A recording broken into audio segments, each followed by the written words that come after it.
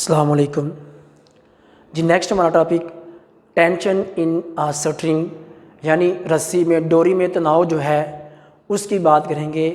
Tension in string ये भी जो देखें ना, आपने एक रस्सी के साथ एक सेब को लटकाया तो सेब का जो वेट है वो नीचे की जानब और टेंशन ऊपर की जानब होगी।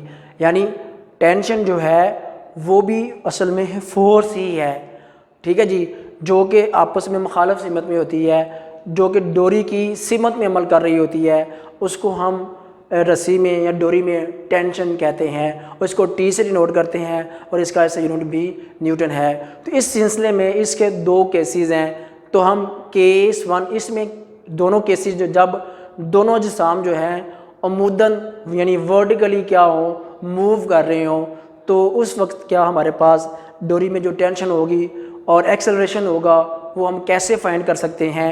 आप जानते हैं कि आप एक पुली के सिस्टम को लें, आप दो जिसाम लें, उसको रस्सी के साथ बांध लें, एक जिस्म को ए जिस्म और दूसरा जिस्म बी जिस्म, उसको बांध उसको पुली के ऊपर से गुजार लें, ठीक है जी। आप देखेंगे कि जो जिस्म ए होगा वो हैवी वेट का होगा और जिस्म जो बी होगा वो उसका जो वेट होगा वो कम होगा, इसलिए वो जिस्म ए नीचे की जानब और जिस्म बी ऊपर की जानब क्या करेगा, मूव करेगा। तो इस सिलसिले में इसी वजह से हम इसके ऊपर, ये फर्स्ट केस है कि दोनों जिस्म जो हैं वो अमूदन हरकत कर रहे हों, डोरी के साथ जो बंधे हुए हैं। तो इसके लिए पहला केस हम रीड करना चाह रहे हैं। तो इसके लिए फॉर जिस्म बॉडी ए के लिए एफ, इसमें नेट फोर्स जो अमल कर रही है F1 उसको कहेंगे हम, और उसका जो वेट है वो 1 W1 और माइनस टी, ठीक है। क्योंकि इसमें जो है, क्योंकि W जो है वो ज़्यादा है और टेंशन कम है, इसलिए वो नीचे की जानब हरकत कर रहा है, इसलिए हम ये W में से टेंशन माइनस होगी। तो इसलिए according to Newton cycle of motion F बराबर होगा m1a बराबर है, ये हमारे पास m1g माइनस टी, ये हमारे पास जिस्म A के लिए हो जाएगा। इसी तरह जिस्म B एन उसी तरह जिस्म B के ऊपर भी हमारे पास दो फोर्सेस असरअंदाज हो रही होंगी, एक जिस्म का वेट और दूसरी tension.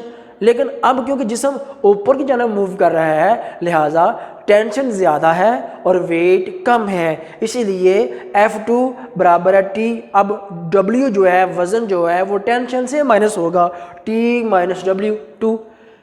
According to Newton cycle of motion F2 बराबर हो जाएगा m2a और T minus m2g।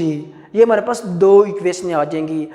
To find acceleration find करने के लिए हम क्या करेंगे, इक्वेशन 1 और 2 को ऐड कर देंगे। एडिंग 1 एंड 2 वी गेट, 1 और 2 को हमने ऐड कर दिया, होगा क्या, लेफ्ट हैंड साइड में ऐड होगी और राइट हैंड साइड में ऐड होगी। तो हमने जब इनको ऐड किया तो यहाँ पे क्या हुआ, ये माइनस टी था, ये प्लस टी था, आपस में कट गए।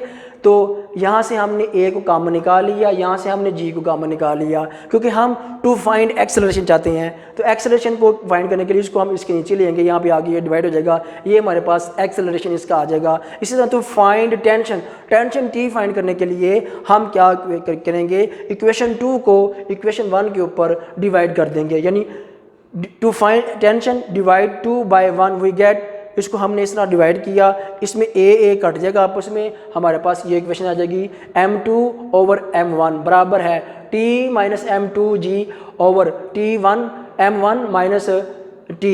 इसमें हमारे पास, इसको हमने क्या किया, क्रॉस मल्टीप्लाई किया, इसको इसके साथ मल्टीप्लाई कर दिया, इसको इसके साथ मल्टीप्लाई कर दिया, तो हमारे पास ये इक्वेशन आ गई। तो हमने क्या किया, क्योंकि हमने टेंशन फाइंड करनी है, तो ये टी इधर माइनस हो रहा है इधर आके जमा हो जाएगा और ये इधर माइनस हो रहा है इधर आके जमा हो जाएगा। यहाँ से हमने टी कॉमन निकाल लिया, ये 1 और 1 2 हो गया, इसको हम इसके नीचे ले गए, तो हमारे पास T is equal to 2m1 m2g over m1 plus m2। ये हमारे पास, इस तरह हमने केस 1 की मदद से जो एक्सेलरेशन फाइंड कर लिया और टेंशन टी फाइंड कर ली इन आ स्ट्रिंग। इसी तरह जो दूसरा केस है उसमें भी सेम ऐसे ही है, लेकिन जब आप बात करेंगे उसमें बॉडी बी के लिए, उसमें ए की फोर्स एक्ट करेगी, क्योंकि वो टेंशन और जो वेट है वो रिएक्शन की वजह से क्या होगा, ज़ाइल हो जाएगा।